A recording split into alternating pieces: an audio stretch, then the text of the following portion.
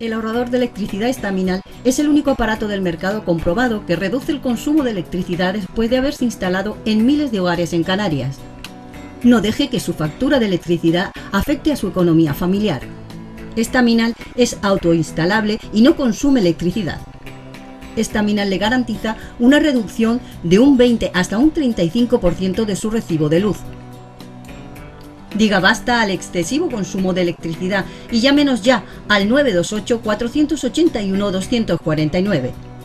Recuerde, puede ahorrar hasta un 35% de su factura de electricidad. Estaminal, la seguridad del ahorro.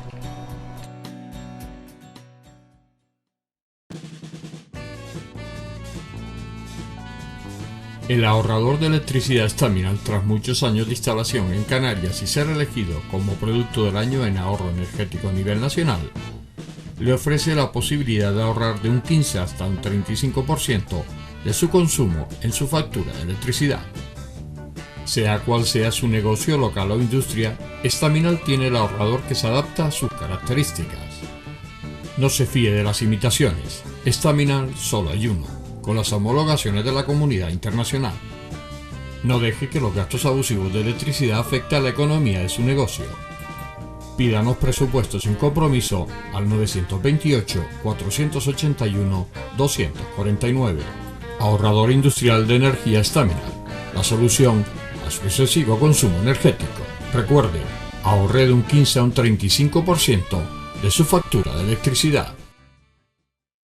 Hola, buenas noches. Aquí empezamos el enfoque. Como han visto el cartel de presentación, hoy vamos a hablar de la guerra de Ucrania. Una guerra, bueno, pues que está ahí, que se lleva tiempo y meses con el tema. Y para hablar de esta guerra de Ucrania, hablar un poco de Rusia, para hablar de España, pues vamos a hablar un poquito de todo. Tenemos a Antonio Aguado, tenemos a Antonio que, bueno, es colaborador de esta casa. Le iba a decir que fue concejal de deportes del Ayuntamiento de Las Palmas, ha sido muchas cosas, Antonio. Buenas noches, Antonio. Digo que tú has sido muchas cosas, tanto a nivel, ¿cómo se llama?, laboral, incluso hasta político, ¿no? Que, como tú me decías fuera del micrófono, que bueno, un poco abandonado ese tema, ¿no? Aunque el político siempre, de idea siempre sigue estando, ¿no? No a lo mejor en el poder, que eso es otra historia, ¿no? Eso va en función también de cómo se lo plantea cada cual, ¿no? La política lo envuelve todo, pero todo. Entonces, cualquier acción que hagas, o incluso omisión, se puede hacer política de una forma activa o pasiva. Claro. La persona que no participa y que no se interesa por la política, incluso peor todavía, las personas dóciles y sumisas, que no le interesa, que no, pues entonces están haciendo política. Están haciendo política, y para mí, negativa, ¿no? Porque la política hay que estar en ella de cualquier forma, en la medida de las posibilidades de cada cual, ¿no?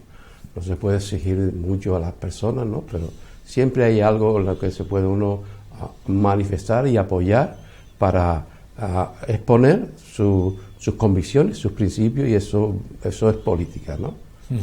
Hablamos de la guerra de Ucrania. En este 2022, después de una pandemia, de toda esta historia, ¿alguien se imaginaba que a un señor se le iba a torcer los cables y iba a invadir un país en plena Europa? ¿Eso se lo imaginaba la gente? Bueno, tal y como se está viendo el panorama a nivel internacional, a nivel mundial, pues todo puede pasar, porque además nos están gobernando, nos vienen gobernando y nos están gobernando una serie de personajes que nos tienen con el puño en aire, ¿comprendes? Nos tienen prácticamente atados y hacen y deshacen a su libre albedrío, ¿no? Y entonces, en este caso, el Putin, pues, bueno, no se le ocurrió otra cosa sino meterse con Ucrania, y sobre todo lo que más preocupa es la población, ¿no? La víctima al final siempre son los ciudadanos, ¿no? Ellos desde las altas alturas pues hacen sus diseños y después, con arreglo a esos diseños, pues toman decisiones, como en este caso ha sido la invasión de Ucrania. Pero de todas formas esto ya se venía gestando de hace tiempo, ya se venía gestando y hemos llegado a estos niveles. Las consecuencias se están viendo, ¿no? Hablamos de una guerra, de una invasión, porque esto no se le puede llamar guerra, porque no hay dos países enfrentados, es alguien que se ha metido en el país del otro y además a saco, ¿no? Porque además, sobre todo, cuando habla de objetivos militares y sin embargo ha ido a por todas, ¿no? Es decir, ahí no ha dejado un edificio ni civiles, o sea, aquí no ha habido el atacar solamente puntos militares con lo cual la población civil no hubiera estado afectada, sino han sido miles de muertes, ¿no? Sí, la verdad que ya es incluso ensañamiento, ¿no? Que es lo peor, ensañamiento, y que parece ser que esto no va a tener límite, no tiene límite, porque en el idioma militar, el lenguaje militar, pues se sabe que hay diferentes fases de ataque, ¿no? Y también diferentes fases de defensa, ¿no? Y entonces, ¿en qué fase estamos? Ahora mismo estamos en una fase que donde está la infantería, por así decirlo, es la que está atacando con el apoyo de la artillería. O sea, lo que es la aviación está ahora ataca esporádicamente, ¿no?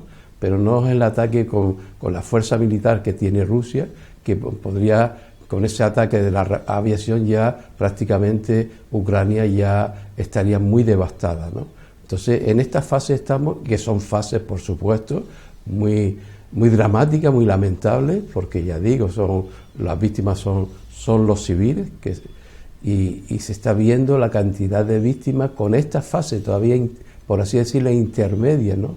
Está produciendo el desastre y la cantidad de víctimas, sobre todo, ¿no?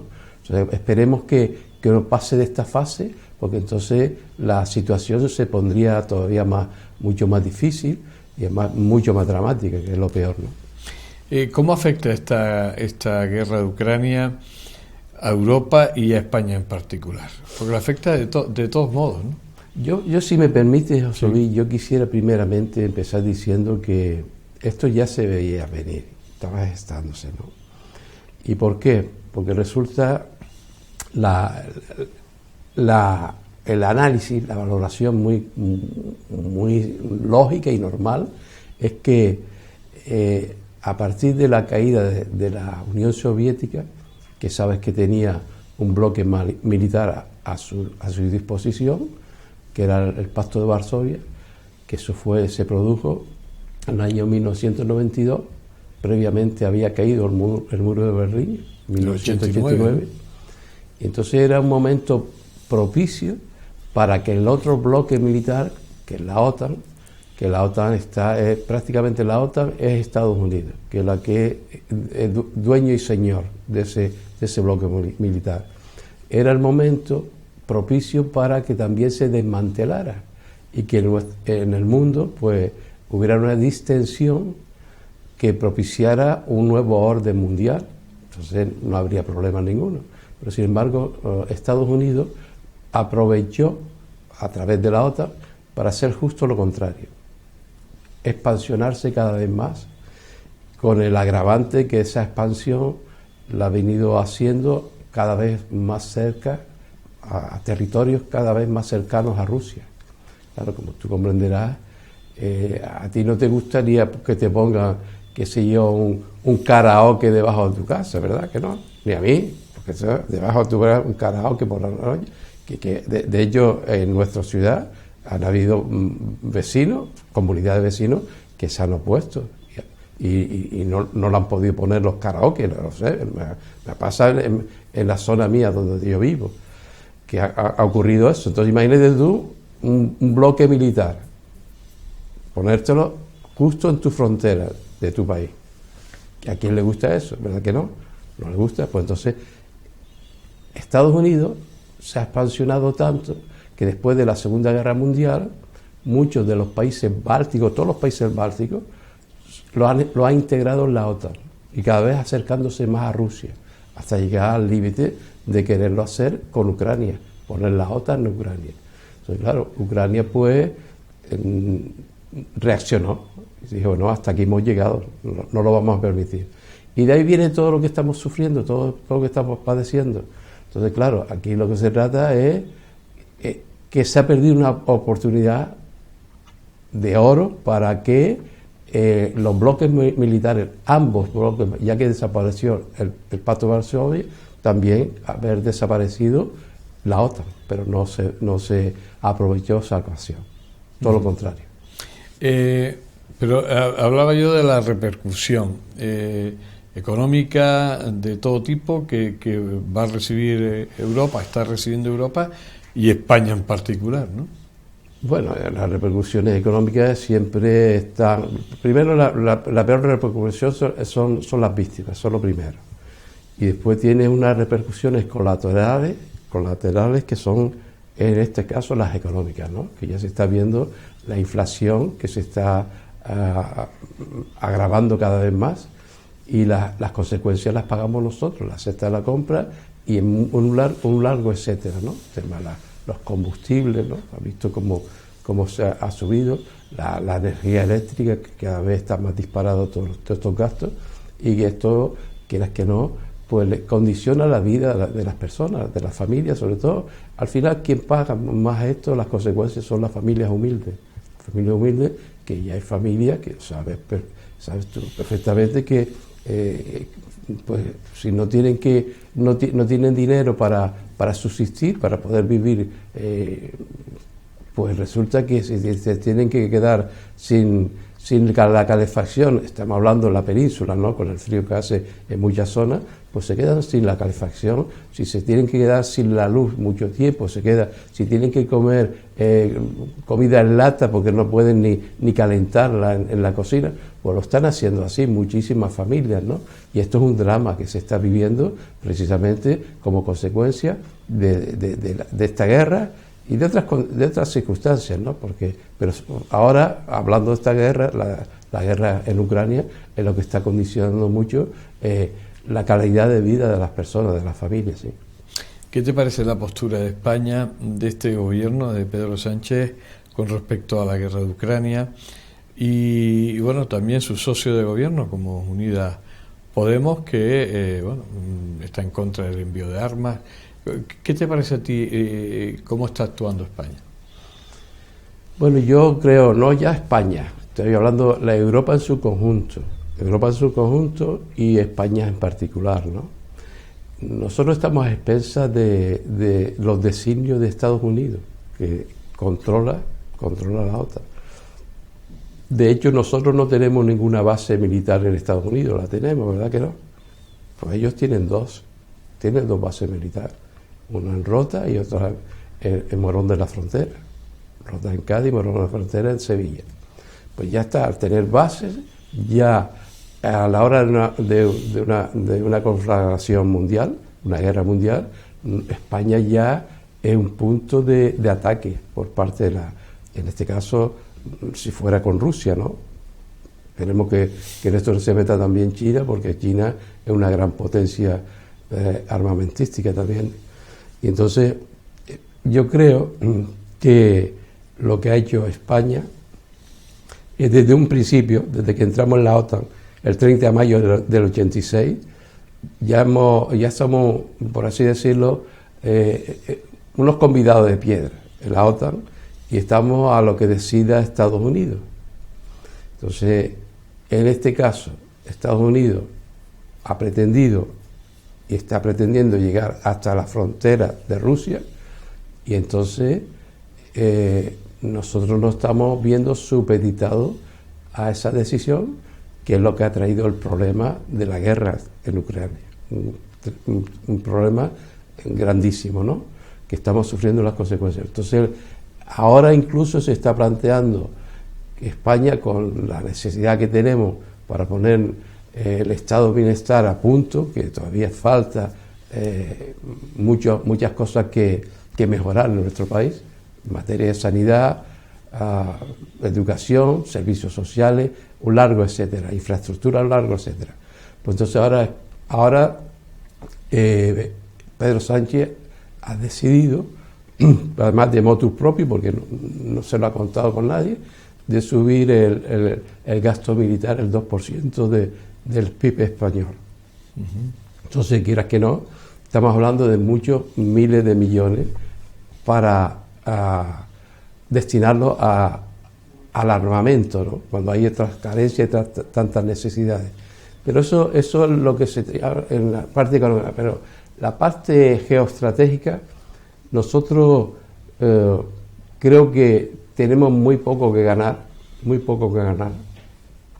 ¿Qué ganamos nosotros con que la OTAN llegue hasta la frontera de Rusia? ¿Qué ganamos? Creo que prácticamente nada o nada. Pero sí perdemos mucho. Si hubiera una guerra mundial, seríamos uno de los flancos, de los objetivos, sí. Uno de los objetivos a batir, sí.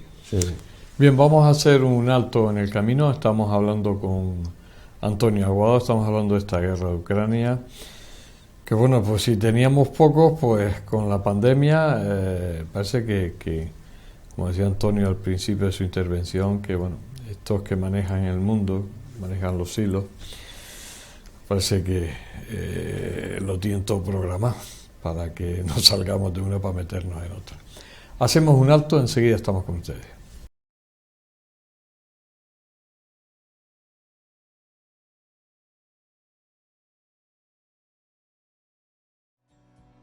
El ahorrador de electricidad estaminal es el único aparato del mercado comprobado que reduce el consumo de electricidad después de haberse instalado en miles de hogares en Canarias. No deje que su factura de electricidad afecte a su economía familiar. Estaminal es autoinstalable y no consume electricidad. Estaminal le garantiza una reducción de un 20 hasta un 35% de su recibo de luz. Diga basta al excesivo consumo de electricidad y llámenos ya al 928-481-249. Recuerde, puede ahorrar hasta un 35% de su factura de electricidad. Estaminal, la seguridad del ahorro.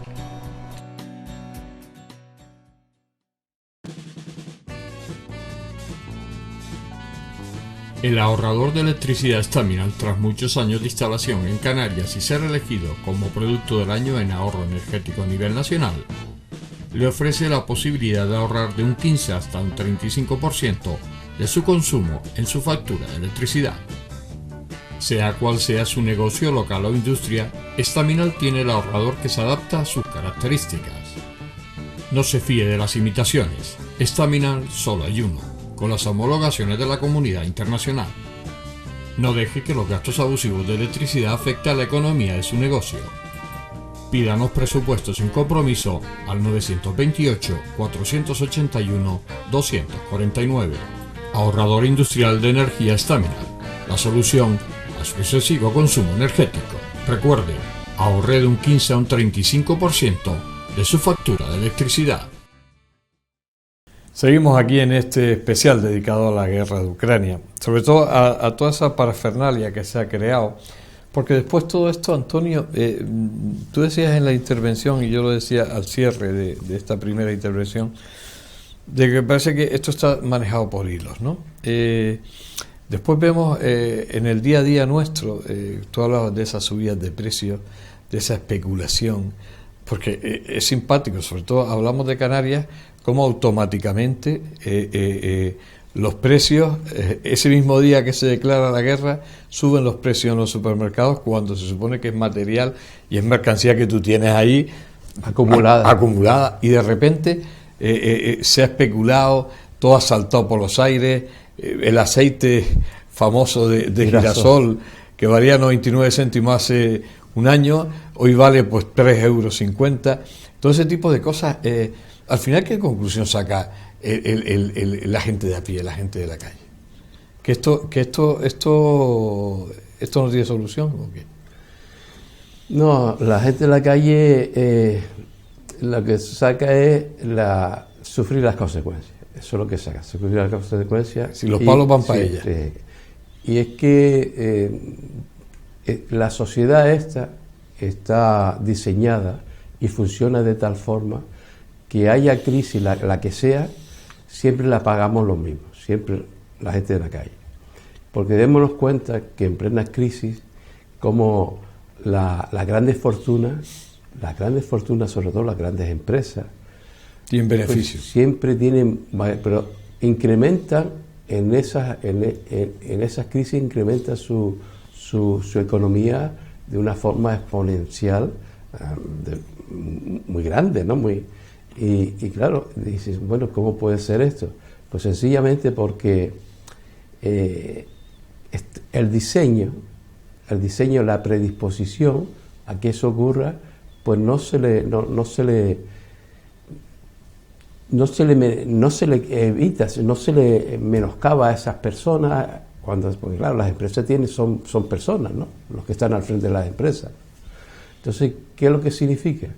Significa que, poniendo un ejemplo que es muy fácil de entender, cómo en plena crisis que estamos teniendo la banca española, la banca mundial, pero vamos a referirnos a la nuestra, la banca española está teniendo esos miles y miles de millones de incrementos en sus ganancias. ¿Cómo puede ser?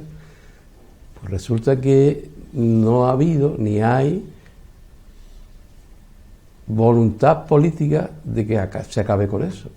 Es muy fácil, José Luis, es muy fácil. Sencillamente, si nosotros tuviéramos una banca pública que se pudiera canalizar nuestro ahorro o nuestros ingresos, nuestras nóminas, lo que nosotros percibimos, ¿no? Como ciudadanos de a pie, ¿no? A través de esa banca pública, evidentemente, yo estoy seguro que igual que yo, tú te irás a la banca pública porque estamos siendo extorsionados por la banca privada. Pero entonces, significa que están quitando miles de puestos de trabajo. Esto es poniendo un símil a la pregunta que tú me has hecho, llevándolo a la banca, pero después lo puedes extrapolar, la farmacéutica. Con esto de la pandemia, tendríamos que tener, a nivel incluso internacional, a través de la ONU, deberíamos tener una farmacéutica pública a través de la ONU, o a través de la Unión Europea, o a través de España, una farmacéutica pública para acabar con tanto negocio, con tanta especulación que se ha visto que se ha producido y se sigue produciendo a través de la pandemia. Pero tú hablabas, por ejemplo, de la banca pública. Es gracioso que en el sistema, en el régimen anterior de la dictadura franquista, existía el Banco Exterior de España, que era una institución pública, estaban las cajas que se las han cargado, que eran instituciones públicas, sin ánimo de lucro, las cajas de ahorro, todo esto. Al final, ¿qué hemos ido? ¿Para atrás como los cangrejos? Bueno, no, vamos a ver. Yo creo que hay que analizarlo en sus justos términos. En sus justos términos, ¿qué significa? Que no hay que coger, por supuesto, yo no voy a coger el ejemplo ese. No, yo te hablo de sí, historia, ¿no? Sí, es la realidad, lo que tú dijiste es la realidad, pero no voy a coger ese ejemplo porque, claro, entonces estaríamos aviados, entonces tendríamos que volver a ese. Entonces yo creo que ese ejemplo no, para mí no es el que procede, simplemente es en cada momento como el que estamos viviendo, analizar la situación como debe ser y después tomar las medidas que procedan. En este caso, ¿qué es lo que veo? Que no hay voluntad política. Es que la banca manda muchísimo. Es más, yo soy del criterio que la derecha no gobierna. La derecha no gobierna porque no está en el gobierno, no tiene el poder ejecutivo ni el legislativo, no lo tiene. Pero no gobierna, pero sí tiene el poder. La derecha no tiene, pero tiene el poder. Y precisamente como tiene el poder, que eso lo permite, estamos hablando de los poderes fácticos, entre ellos el económico, pues estamos viendo que desde esa derecha se irradia a los otros grupos políticos, llamados también de izquierda o progresistas, ¿no? Y de alguna forma o de otra les están influyendo para que no tomen esa medida, porque ahora mismo era el momento oportuno con este gobierno que tenemos, que se llama de izquierda y progresista, pero bueno, no quiero que se llame, yo quiero que lo haga. Yo quiero que haga eso te iba a decir. política decir, izquierda y progresista. No quiero la denominación. Quiero que haga política de izquierda y progresista. Porque tú que has sido, sigues siendo militante de base, en este caso, ¿a ti qué sensación te da este gobierno que dice ser progresista, de izquierda y progresista, que da la impresión de que es del otro lado? Yo no entro porque eso es lo que opina la gente, pero ¿qué opinión te da a ti? Tú que has sido un militante, sigues siendo un militante de base, que has estado en poderes públicos, has estado ejerciendo cargos, la situación de ahora, ¿qué impresión te da? Porque te da la impresión de que es un gobierno progresista y de izquierda o es otra cosa. Bueno, bajo tu opinión personal, en este caso muy personal tuya. Bueno, vamos a ver, sí, yo como tú comprenderás, mis principios y mis convicciones están por encima de todo, de todo. Y yo estoy en un partido desde hace muchísimo tiempo, y en ese partido, pues, ¿qué es lo que veo? Pero no es en mi partido solo, porque para mí mi partido, por así decirlo, es el menos malo, ¿no? Significa que todos los partidos de un tiempo para acá, salvo el PNV, que ahora te lo explico por qué, todos los partidos se han menoscabado, se han degradado su democracia interna. Ahora mismo todos los partidos han sido secuestrados porque se ha establecido lo que es la jerarquía en todos los partidos, donde hay un jerarca, que es en la cúspide de un jerarca, dicta las normas. Y ese jerarca, pues, dicta las normas o impone sus criterios. Por eso impone sus criterios que desde la cúspide hacia abajo llega al final, hacia la base, ¿no? Entonces, yo decirte que mi partido que no lo reconozco con relación a lo que fue. Y te estoy hablando de mi partido, que es el menos malo, imagínate tú los demás. Por ejemplo, ahora salió el Congreso del PP y vimos que el Feijóo fue el único que se presentó, porque por lo visto no hay nadie más que él, con tantos miles de afiliados que tiene el PP, que me imagino que habrá algunos, segurísimo, que tengan más experiencia, que tengan más capacidad, que tengan más conocimiento, que Feijóo, segurísimo, ¿no? Te pongo el símil también. Tú me vas a decir a mí que en Estados Unidos, que tiene 250, 260 millones de habitantes, me vas a decir que mejor que Trump no había, y hay, qué sé yo, vamos a poner de tanto millón, 1 millón de habitantes mejor que ellos para ser presidente de Estados Unidos, e incluso que Biden actualmente, que tiene ahora mismo cerca de 80 años, no hay gente más joven, preparada que Biden para ser presidente, y además con más autoridad moral que tanto uno como otro. Sí los hay, pero sin embargo no. Esto significa que la democracia a nivel mundial, y ya llevándolo aquí a nuestro país, se ha ido degradando, y eso ha venido afectando a los partidos políticos. Entonces ahora mismo mi partido, pues no lo reconozco. Lo que pasó el otro día, salió con el 98, cerca del 99% de los votos Feijóo. ¿Crees que en un país que se dice democrático, en un partido que se dice democrático, puede salir, por muy líder que sea, con el 98, cerca del 99% de los votos como presidente? Eso es lo que nosotros siempre hemos llamado, en la realidad, Congreso a la búlgara. ¿Te acuerdas de los congresos aquellos que salía el líder del partido búlgaro, el Partido Comunista, ¿no? Salía con prácticamente cerca del 100% de los votos. Pues está ocurriendo lo mismo. Y creo que pasaba en España en aquella época atrás, cuando hacían un referéndum, que era el 99% votaba sí, y había uno que era que lo ponían el 0, y pico, que no es que pusiera, no, sino que a lo mejor no estaba bien hecho el voto para, por ejemplo, la ley de sucesión del jefe del Estado, que hizo un referéndum en aquella época, y fue un 99% que votó todo el mundo a favor. Increíble, ¿no? De cómo era la democracia, ¿no? Sí, sí. Pues es lo mismo, ¿no? Imagino lo de la búlgara, ¿no? Sí, sí, no. Yo creo que incluso no es de extrañar que se cojan unos cuantos votos y se lleven a un apartado discreto para que no sea ya tan exagerado, salga al 100%. No sea tan exagerado. Pero yo te iba a poner el ejemplo del PNV. El PNV, para mí, en ese sentido, es el partido más democrático. ¿Por qué? Porque el PNV separa el cargo orgánico, que es el interior del partido, del cargo institucional, cargo público. Los separa. Entonces, tú no puedes tener un cargo orgánico y un cargo público, porque entonces, y además si lo tienes al mismo nivel, eres juez y parte. Tú eres juez y parte, tú eres el que decide en todas las, y nadie te puede opinar, decir nada, porque estás en los ambos cargos. Eso está ocurriendo en todos los partidos, incluido en Unidas Podemos, que parecía que iba a ser la panacea, ¿no? Está ocurriendo lo mismo.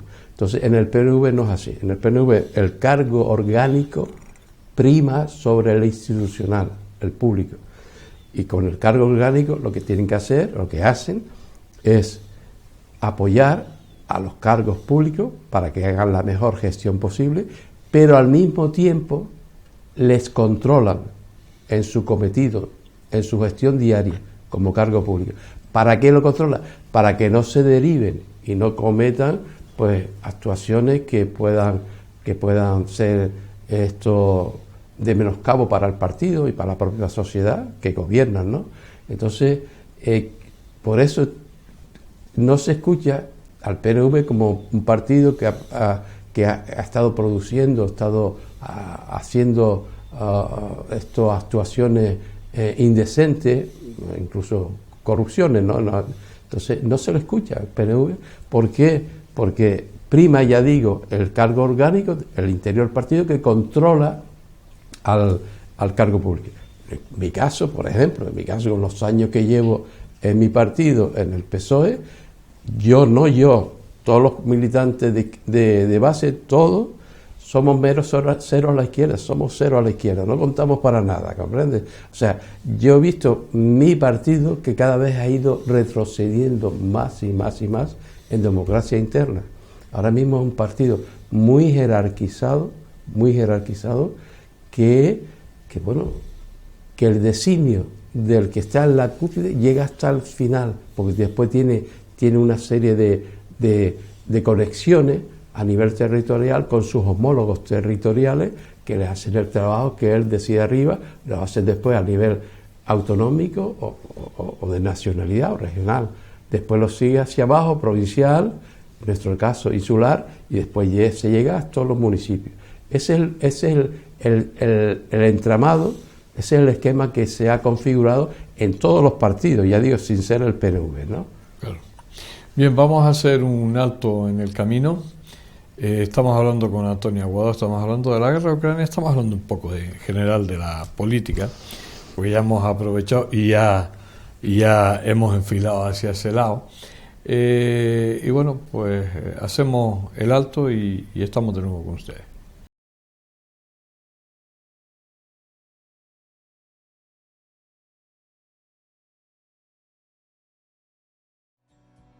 El ahorrador de electricidad estaminal es el único aparato del mercado comprobado que reduce el consumo de electricidad después de haberse instalado en miles de hogares en Canarias. No deje que su factura de electricidad afecte a su economía familiar. Estaminal es autoinstalable y no consume electricidad. Estaminal le garantiza una reducción de un 20 hasta un 35% de su recibo de luz.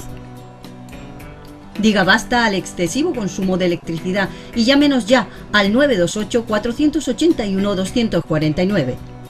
Recuerde, puede ahorrar hasta un 35% de su factura de electricidad.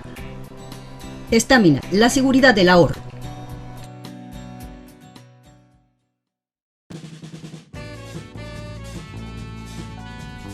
El ahorrador de electricidad Estaminal, tras muchos años de instalación en Canarias y ser elegido como producto del año en ahorro energético a nivel nacional, le ofrece la posibilidad de ahorrar de un 15 hasta un 35% de su consumo en su factura de electricidad. Sea cual sea su negocio local o industria, Staminal tiene el ahorrador que se adapta a sus características. No se fíe de las imitaciones. Staminal solo hay uno, con las homologaciones de la comunidad internacional. No deje que los gastos abusivos de electricidad afecten a la economía de su negocio. Pídanos presupuestos sin compromiso al 928-481-249. Ahorrador industrial de energía Staminal. La solución a su excesivo consumo energético. Recuerde, ahorre de un 15 a un 35% de su factura de electricidad. Llegamos a la parte final de este enfoque dedicado a la guerra de Ucrania, a la política en general. Antonio decía en estas últimas intervenciones que, bueno, pues que incluso los partidos políticos, en el caso de España, pues han perdido un poco esa democracia interna. Prácticamente ahí se hace lo que dicen los que están arriba, bueno, hay 1 y 2 y 3, y después tienen colocados sus torres hasta llegar abajo, y que impiden que nadie se salga del plato de lo que dicen arriba, ¿no? Más o menos es lo que tú me has expresado, pero la gente joven no se da cuenta, o esta sociedad ha hecho que la gente joven esté en otras cosas y no esté pensando como cuando uno tenía 15 o 16 años, que ya estaba metido en la vorágine y ya no estaba de acuerdo uno con lo que estaba viendo. La sociedad está dejando a la juventud a un lado, o no quiere que se meta. Vamos a una cosa. Como tú comprenderás, los partidos políticos, todos, a la hora de la afiliación, son abiertos, tienen que ser abiertos, está establecido así, ¿no? El artículo 6 de la Constitución lo deja muy claro, ¿no? Pero eso después va en función de cada cual. El problema está que con la degradación de los partidos políticos, hay mucha gente valiosa que se han decepcionado, se han hartado tanto de la situación, tratando de hacer una militancia activa y constructiva, poniendo ideas, luchando por una serie de reivindicaciones con las que estaba convencido que habría que llevarse a efecto, pero en vista de que se topaba siempre con un muro, pues mucha gente se marcha de los partidos políticos, mucha gente valiosa, ¿no? Sin embargo, en el lado opuesto, pues ha empezado a llegar, de un tiempo a esta parte, mucha gente a medrar en los partidos políticos, y sobre todo en los más importantes, donde está la golosina, como nosotros decimos, donde está... Claro. Y entonces, lamentable tener lo que estoy diciendo, lamentable, pero la triste realidad, ¿no? Que de un tiempo a esta parte, incluso los jóvenes, que debería ser el relevo natural de uno, con mi edad que yo tengo, pues me gustaría ver muchos jóvenes que cogieran mi relevo, y de otros compañeros como yo, que llevamos tiempo y que nos hemos mantenido como siempre, ¿no? Inalterable y con una coherencia que creo que lo que se reconoce en nosotros, ¿no? Pues resulta que los jóvenes, que debería ser nuestro relevo, ya digo, naturales, pues muchos de ellos, salvo unas pocas y honrosas excepciones, de lo primero que hace es ir a buscar el pesebre, a ver dónde está mi puesto, ¿comprendes? Porque también las jóvenes, pues lo que dicen, pues bueno, tengo que buscarme la vida. Es que esta sociedad está diseñada de tal forma que incluso el tema del paro con la sociedad que tenemos, las posibilidades que tenemos de desarrollo de esta sociedad, el paro debería ser paro cero, pero claro, ¿qué es lo que hace? El paro lo que produce es que el empresario extorsiona al trabajador, como se está viendo. Ahora se está viendo, por ejemplo, en la feria esta de Sevilla, feria de abril. ¿Has visto lo que está pasando ahí? Que se ha descubierto ahora, que esto ha venido pasando de siempre, que le hacen contratos a los trabajadores durante esta fecha hace un contrato, se ha visto, incluso los contratos firmados y además el que ha sido contratado, en este caso salió ayer los medios de comunicación, un cocinero, que había que hacer un contrato de 2 horas y le hacía trabajar 12 horas. 2 horas y le hacía, además, todo a base de negro, ¿no? De un pago opaco, ¿no?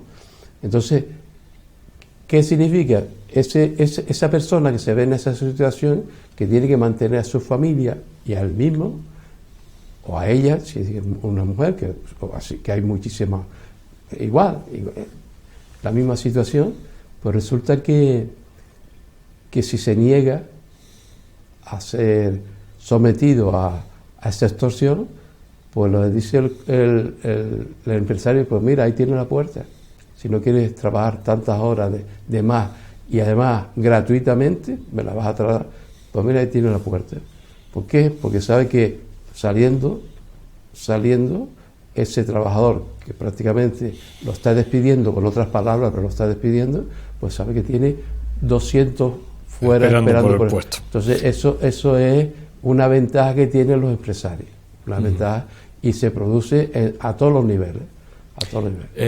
Vamos a cambiar un poco el tema de la guerra de Ucrania, la política española, la política económica, y vamos a hablar de ese homenaje a Felo Monzón, porque además Antonio ha estado en ese comité preparando ese homenaje. Ha sido todo un éxito, ¿no?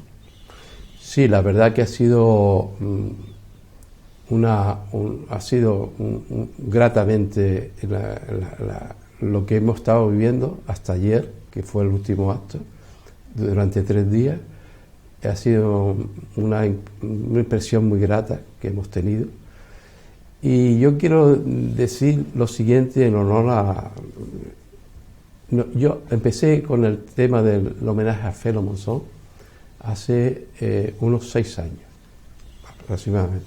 En la anterior legislatura, cuando empezó la anterior legislatura. Entonces yo, como tú comprenderás, para mí Felo fue de lo mejor. Como socialista, aparte de lo que fue como pintor, como maestro de pintores, como director de la Escuela Luján Pérez, que es donde hizo una labor encomiable. Estamos hablando de Felo Monzón padre. Felo Monzón padre, sí. Felo Monzón Grau Basas, Rafael Monzón Grau Basas. Entonces, para mí fue mi referente dentro del PSOE, fue de lo mejor que te puedas imaginar, ¿no? Aparte de socialista, y como pintor fue un gran pintor, pero fue una buenísima persona, ¿no? Y un ejemplo a seguir, ¿no? Entonces, pues yo en la anterior legislatura, como te digo, pues pretendía que este homenaje se hubiera celebrado desde hace 6 años. Lo llevé al ayuntamiento pensando que iba a ser bien recibida esa propuesta y nada, hasta ahora no, en absoluto, no ha tenido ese apoyo que debería haber tenido. Estamos hablando de un ayuntamiento gobernado precisamente por el PSOE, está también un gobierno de coalición con Podemos y Nueva Canarias, pero quien está al frente en la alcaldía es del PSOE, el alcalde del PSOE. Y yo pensaba, digo, esto va a ser fácil, ¿no? Pues todo lo contrario, he estado 6 años ahí tratando y nada, imposible. Hasta que se me ocurrió, digo, bueno, esto ¿por qué no se le da ámbito insular? En vez de local, municipal, ámbito insular, porque ese Felo Monzón fue de nuestra isla, de Gran Canaria, y dándosela podría perfectamente enfocarse desde el Cabildo, ¿no? Eso es lo que hice, me reuní con la consejera de Cultura, la señora Guasimara Medina, pero estoy hablando hace escasamente un mes. Hizo la marcha, abrió las puertas, le gustó muchísimo la idea y ya se puso ella con todo su equipo a trabajar en la misma y se ha hecho en poco tiempo, se ha hecho un programa muy, muy digno, yo digo un programa muy importante con la serie de actos que se han celebrado y que le ha dado un realce no ya solamente a Felo Monzón, que se lo merecía este homenaje, sino yo diría que a la propia a la propia ciudad, y ya a partir del próximo año será el conjunto de la isla, porque es lo que se pretende. Esto se va a hacer todos los años, a partir del 4 de abril, que fue el día que nació Felo Monzón, 4 de abril de 1910 fue cuando nació, pero cada 4 de abril, que casualmente coincide con el cumpleaños de la consejera también, Guasimara, coincide con el cumpleaños casualmente, y entonces se va a hacer todos los años, y seguramente lo más seguro es que en las próximas ediciones municipios de la isla también se van a acoger a este homenaje y van a participar del mismo. Bueno, pues se nos ha acabado el programa. Yo quería que hablara de Felo Monzón, porque además Antonio ha estado, como él dice, 6 años ahí, R, al final se ha conseguido, y sobre todo que se institucionalice, o sea, que cada año pues se le haga el reconocimiento a este hombre, a Felo Monzón Grau Basa, bueno, director de la escuela Luján Pérez, un gran pintor y bueno, también un buen militante del Partido Socialista, y bueno, pues ahí estaba una de las RQR que ha estado Antonio luchando por conseguirlo. Antonio Aguado, gracias por acompañarnos, desearte lo mejor, y bueno, sé que sigues con más iniciativas que algún día las tendremos por aquí, que será para nosotros un placer tenerte. Muchas gracias, José Luis, como siempre, por tu acogida. Gracias, Antonio. Y bien, pues digo que tiene otros temas que él está muy metido, luchando por otras historias, que ya habrá ocasión de verlos con Antonio. Señores, no nos queda más que decirles que hasta la semana que viene. Gracias por estar ahí y como no, un saludo cordial.